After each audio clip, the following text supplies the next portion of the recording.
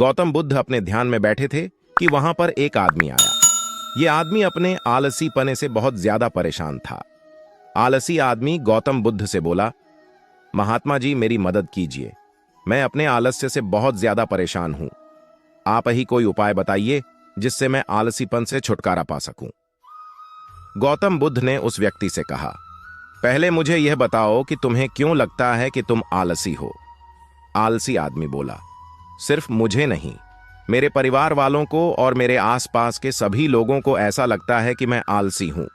गौतम बुद्ध ने फिर उससे पूछा, क्या तुम जानते हो आलस्य होता क्या है? आलसी व्यक्ति बोला, नहीं मैं नहीं जानता, किंतु मैं इतना जरूर जानता हूं कि आलस्य बहुत बुरी चीज है। इसकी वजह से मुझे बहुत नुकसान हुआ है जीवन में। गौतम बुद्ध बोले, जिस परेशानी से तुम छुटकारा पाना चाहते हो, पहले उसके बारे में पूरी जानकारी ले लोगे तो उससे छुटकारा पाना आसान हो जाएगा। आलसी व्यक्ति बोला, भगवान इतनी बुद्धि तो मुझ में नहीं है, आप ही मुझे इस समस्या के बारे में जानकारी दीजिए। गौतम बुद्ध बोले, आलस्य एक मानसिक अवस्था है, एक विचार है जिसे जाने अनजाने में हम खुद ही जन्म देते हैं। आलस्य दो मूलभूत कारणों की वजह से ही जन्म लेता है, एक है शारीरिक और दूसरा मानसिक। शारीरिक कारणों में पहला कारण है गलत तरह का भोजन। हम सभी जानते हैं कि हमारे शरीर को भोजन से ऊर्जा मिलती है और यह ऊर्जा सजीव चीजों से मिले तो अच्छी यानी कि प्राकृतिक रूप से जो हमें भोजन की वस्तुएं प्राप्त होती हैं उनसे अगर यह ऊर्जा मिले तो हमारा शरीर इससे अच्छी ऊर्जा प्राप्त करता है। इससे उलट यदि हम निर्जीव वस्तुओं से ऊर्जा प्राप्त करते हैं तो यह हमें आलस्य की ओर लेकर जाती है। दूसरा कारण, हमारी शारीरिक गतिविधियां भी हमें आलस्य के चंगुल में फंसा सकती है। गौतम बुद्ध ने आलसी व्यक्ति को अपने शिष्यों की तरफ इशारा करते हुए कहा कि देखो, इनके चलने फिरने बैठने के तरीकों में तुम्हें कुछ अलग नजर आ रहा है। जब आलसी व्यक्ति कुछ समझ नहीं पाया तब गौतम बुद्ध ने उससे कहा, मेरे शिष्य जब भी बैठते हैं तो वे रीढ़ की हड्डी को एकदम सीधा रखते हुए बैठते हैं। चलते हैं तो उनके दोनों पैरों के बीच अच्छे से संतुलन बना रहता है और जब वह सोते हैं तो उनका शरीर एकदम शिथिल रहता है। ऐसा करने से उन्हें रात्रि में एकदम सही तरीके से नींद आती है। आलसी व्यक्ति बोला, लेकिन नींद तो आलस्य का की एक स्वरूप है। बुद्ध बोले, हां, अगर उसे ज्यादा मात्रा में लिया जाए तो। बुद्ध ने इस बात को आगे बढ़ाते हुए कहा, नींद कम मात्रा में लोगे तो तुम्हें अगले दिन थकान महसूस होगी और ऐसा करने से ज्यादा आलस्य शरीर में आएगा। नींद ज्यादा लोगे तब भी यही परिणाम होगा, इसीलिए नींद को ना ज्यादा ना कम एकदम सही मात्रा में लेना अति आवश्यक है। आलसी व्यक्ति बोला, हां, ये तो मैंने भी अनुभव किया है। बुद्ध बोले, अब मानसिक कारणों के बारे में जान लो। मानसिक कारणों में सबसे पहले हैं हमारी पुरानी गलत धारणाएं। अक्सर ऐसा होता है कि हम पहले जिन कामों में असफल हो चुके हैं, हमारे अंदर ऐसी भावनाएं बन जाती हैं कि हम उस काम में हमेशा असफल होते रहेंगे, जिस वजह से हमें उस काम को करने में आलस आता है।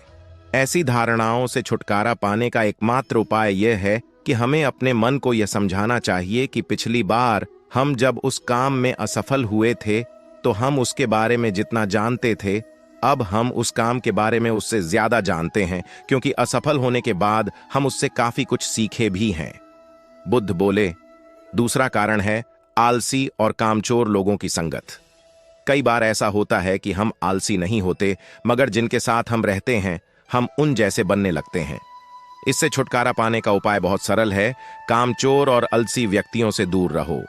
ऐसे व्यक्तियों की संगत में रहो जो अपने काम को बड़ी लगन से करते हैं और तुम्हें कुछ सिखा पाए।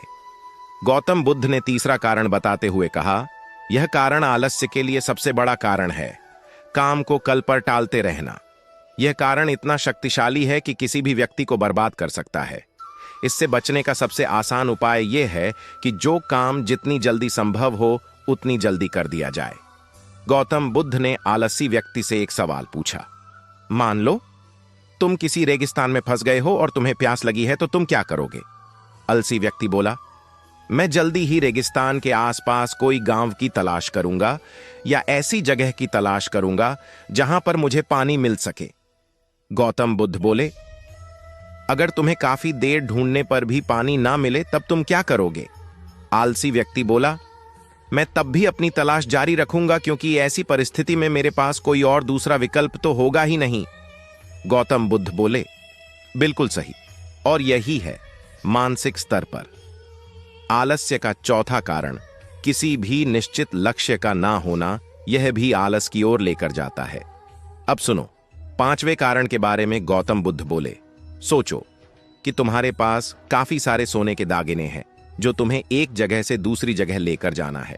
तुम चलते चलते थक जाते हो और किसी पेड़ के नीचे बैठ जाते हो, और तभी तुम्हें दूर से तुम्हारी तरफ दौड़कर आ रहे डाकू दिखाई देते हैं। तो क्या तब भी तुम आलस करके वहीं बैठे रहोगे, या ऐसी परिस्थिति में तुम वहां से उठकर दौड़ने लगोगे? आलसी व्यक्ति बोला, जी, मुझे वहां से दौड़ना ही पड़ेगा, नहीं तो मेरी जान और सोने के दागिने दोनों खतरे में पड़ जाएंगे। बुद्ध बोले, यानी कि तुम्हारे पास एक ठोस वजह होगी दौड़ने के लिए। यही है आलस्य का पांचवा कारण, किसी भी काम के लिए ठोस वजह का ना होना। आलसी व्यक्ति महात्मा बुद्ध की बातों से संतुष्ट हुआ।